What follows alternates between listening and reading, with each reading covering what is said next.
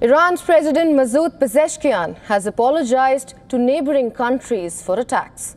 Pezeshkian said that Interim Leadership Council approved that no attacks or missile strikes will be carried out against neighbouring countries unless an attack against Iran originates from those countries.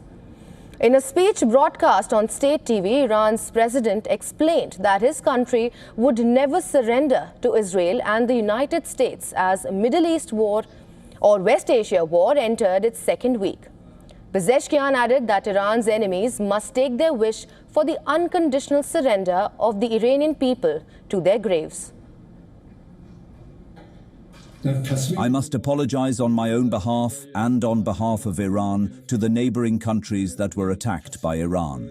The Interim Leadership Council agreed yesterday that no more attacks will be made on neighboring countries and no missiles will be fired unless an attack on Iran originates from those countries.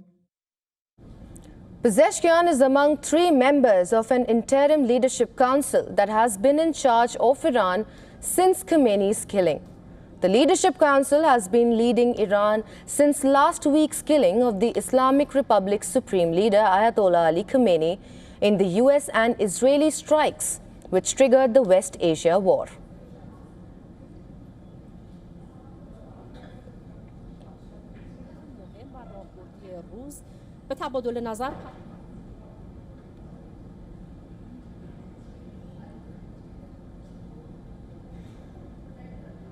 And for more on this, we have with us Burzin Wagmar, Center for Iranian Studies, SOAS, University of London.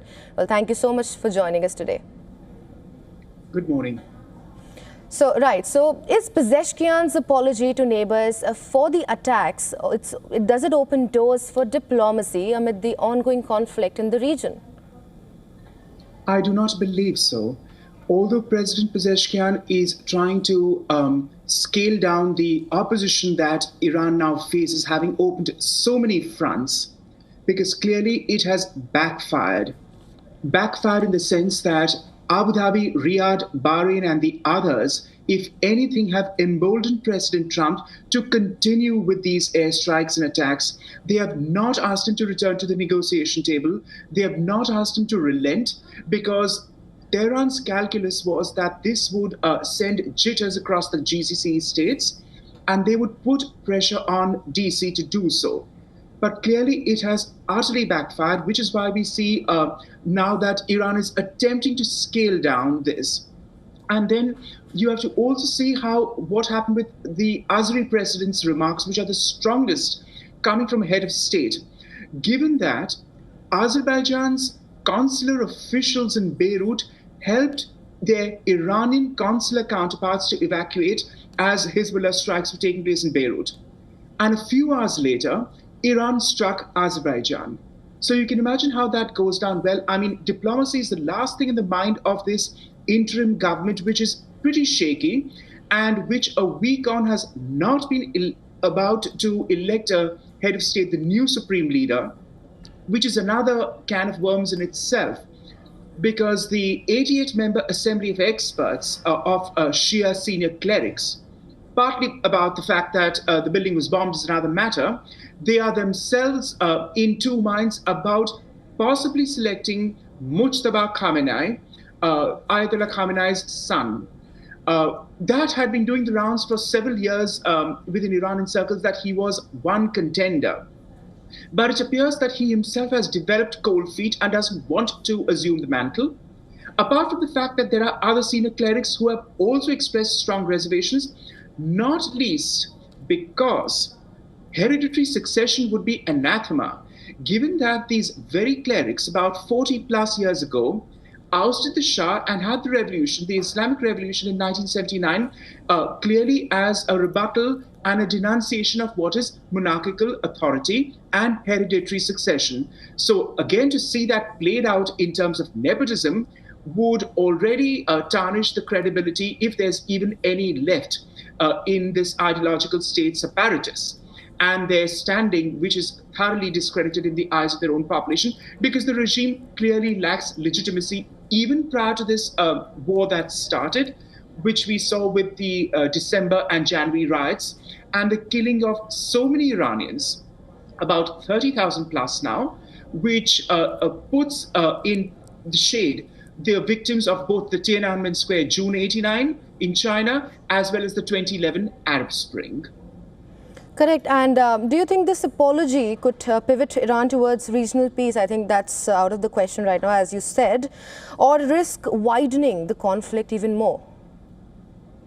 It wouldn't widen more. I mean, how many more entrants can Iran get in? It's not going to lob missiles into Egypt, for example, or Turkey. And Turkey, it has potential to do so, but it wouldn't, because Turkey is a regional heavyweight and a traditional rival of Iran in the region, and it may not want to draw the Turks into this.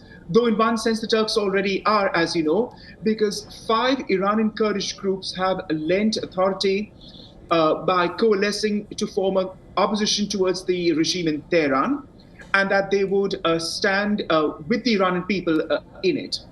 And that opens a quandary for Ankara itself, but also for Jerusalem, because both Ankara and Jerusalem, despite their sharp differences in recent times after October 7th massacre, do want to see something of the Kurds contained, because that would lead to irredentist movements flaring up on Iran's peripheries, which are in any case occurring as with the Kurds in northwest Iran, but also the Balochis, another aggrieved Sunni minority, which has felt the harsh hand of Iran's repressive apparatus in southeast Iran.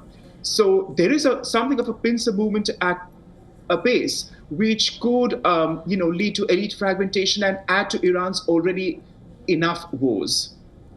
Right, and does Pezeshkian's outreach respect GCC sovereignty while excusing prior strikes as miscommunication, or is it a tactical rhetoric to deter collective GCC retaliation? I think it's a hollow gesture, because it's not wearing well in any of the GCC capitals. For one thing, prior to this announcement, this most recent announcement this morning, just yesterday, Persian networks are putting out certain Iranian elements saying that we are all one Muslims together and one corporate Ummah entity, which is, of course, an Islamic ideal, as we know.